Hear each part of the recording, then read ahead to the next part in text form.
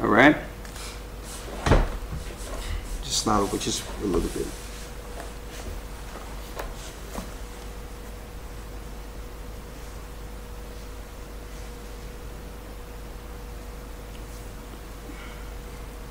You got room?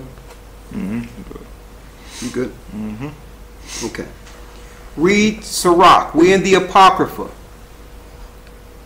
Okay, the King James Version Apocrypha. So if you don't have an Apocrypha, you need to get one while you still can, okay?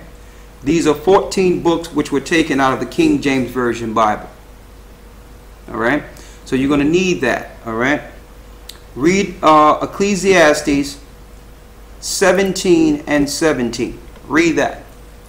Ecclesiasticus chapter 17 verse 17. Go ahead. For in the division of the nations of the whole earth he set a ruler over every people. So listen to this again. I need you to hear this. Read. For in the division of the nations of the whole earth. So the whole earth have nations. Nations are nationalities of people.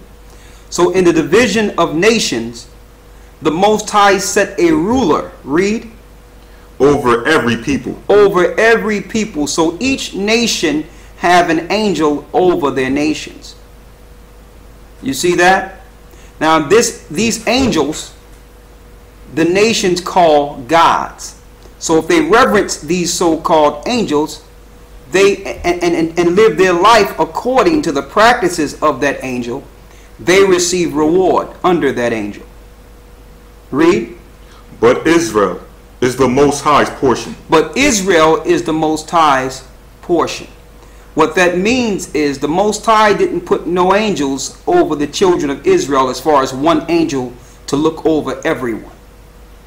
The Edomites have an angel over them. The Ishmaelites have one angel over them. But the children of Israel had the Most High. We were the Most High's portion.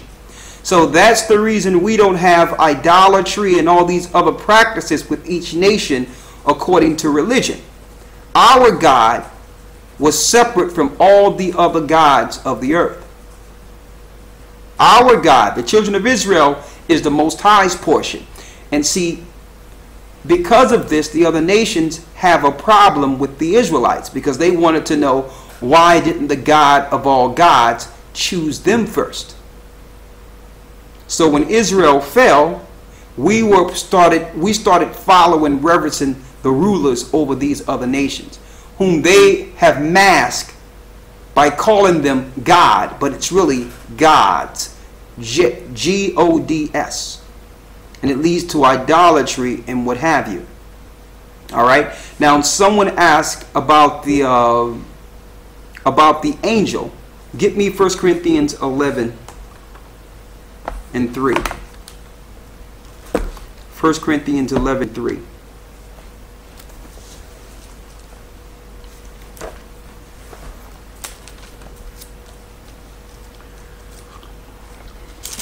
Now, when I'm posed with the theory of when the brothers and sisters out there might say, well, even though I might call my God something different, we're all worshiping the same God.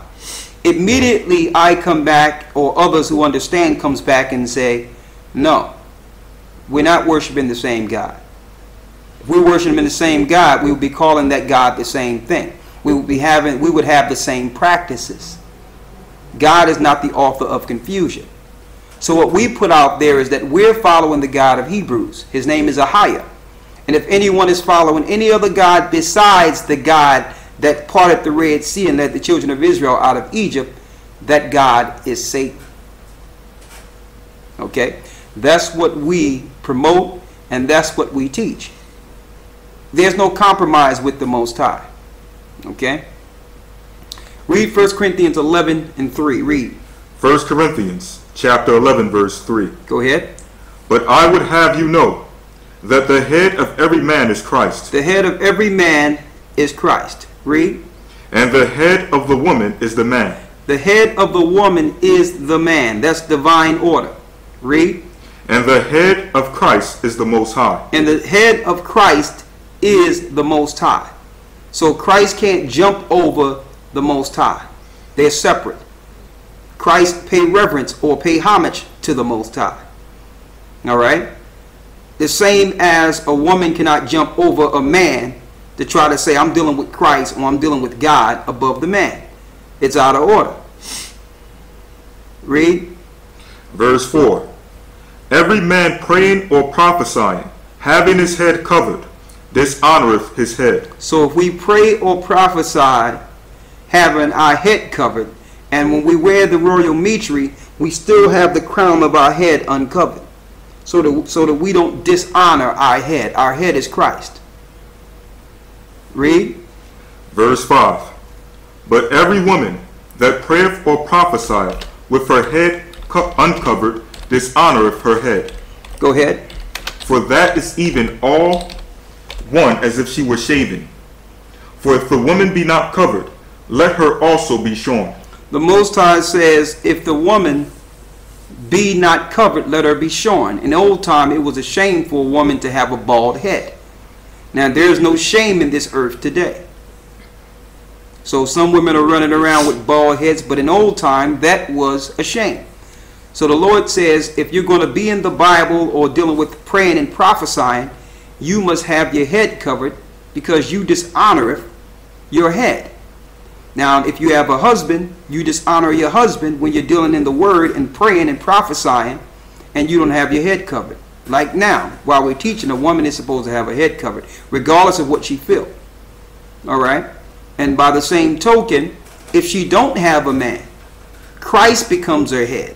So she have to cover her head to honor him. Now, where do the angel come in? I'm going to show you. Read. Verse 6.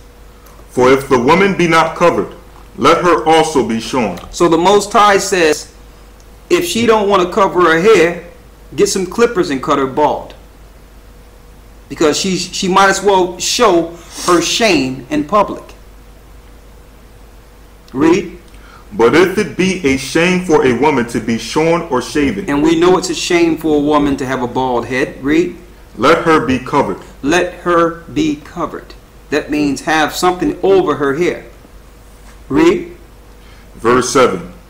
For if a man indeed ought not to cover his head. So if a man can't cover his head, no, the Bible specifically said while praying or prophesying. That means if you're in the Bible, if you're praying or whatever the case is, you should have your head covered as a woman. Now, usually some women keep their head covered all the time because sometimes they go into thought between them and the Most High alone, and they don't feel like every couple of minutes going and grab something and throwing on their head. So those women make a conscious choice to keep their head covered. But you don't have to do that. You can just make appointed times in which you go between you and the Most High and cover your head. Read. Verse 7. For a man indeed ought not to cover his head, for as much as he is the image and glory of the Most High. So the man shouldn't cover his head, for he is the glory and image of the Most High. Read. But the woman is the glory of the man.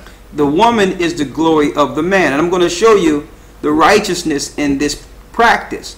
In the old time, adultery was low because if a woman had a man, you could recognize it from the beginning. Usually she was covered out in public. And that showed the men out in public that, okay, she must be covered by a man. You understand? And in the Middle Eastern countries, they practice this. I'm in 1 Corinthians 11th chapter. Read. Verse 8. For the man is not of the woman, but the woman of the man. The man is not of the woman, but the woman is of the man. And see, that's the reverse of what they're teaching today. Today you have women getting upset, going against the man, saying, well, listen, y'all came out of us. And the woman get the glory, and she should have glory for bearing children and all those wonderful things. But remember, the Most High put Adam to sleep and pulled the woman out of the man. She came out of us. So somewhere Satan had flipped that around to give the authority to woman when the woman owes everything for coming out of a man. That's respect. that through him she actually received life through that man. Read. Verse 9. Neither was the man created for the woman. And the man was not created for the woman. The man was created for the Most High. The man was created to serve the Most High. The woman was created for the man to help the man do his work, to please the Most High. It still goes back to the Most High. A certain level of work was required by the man, but he couldn't till the ground alone. So he opened up Adam and pulled out a helpmeet, so they can help meet the needs to please the Most High. So the man was not created for the woman. And see, in this particular system, they made it backwards, where a man must spend his life to try to serve a woman or serve his wife,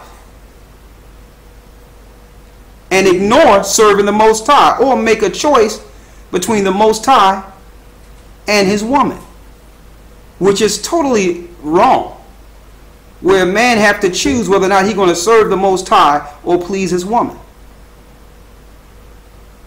See, but Satan did this, the serpent did this in the garden. He did it in the garden. He told Eve, listen, if you take of this fruit, I'm going to give you some wisdom. You're going to know both good and evil. You're going to be like God. Now, what made that enticing? She would now have knowledge her husband did not partake in. See, the serpent knew he couldn't go to Adam, because Adam knew. The Most High told him personally, don't do that. But if he can deceive the woman into this sweet knowledge, she would have knowledge on how to deceive her husband. So he took down both of them through Eve. That's the world we live in today. And believe it or not, that's the power struggle we deal with until this day. When you try to get things back in order, Satan had so long to do his program, it's almost impossible to try to take back the authority that the Most High gave man from the beginning. And that's the power struggle. Read. Verse 9. Neither was the man created for the woman, but the woman for the man. Read that again. Neither was the man created for the woman, but the woman for the man. The woman for the man. The woman was created for the man. Read. Verse 10. For this cause ought the woman to have power on her head. Power on her head, which means authority over her at all times. She should be knowledgeable. Excuse me. At all times. That she need a covering. Read. Because of the angels. Because of what? Because of the angels. Because of the angels. We all have angels that are with us. And in old time, before the flood, angels came down and slept with women because women was practicing not covering themselves, opening themselves up. They were enticed by these women.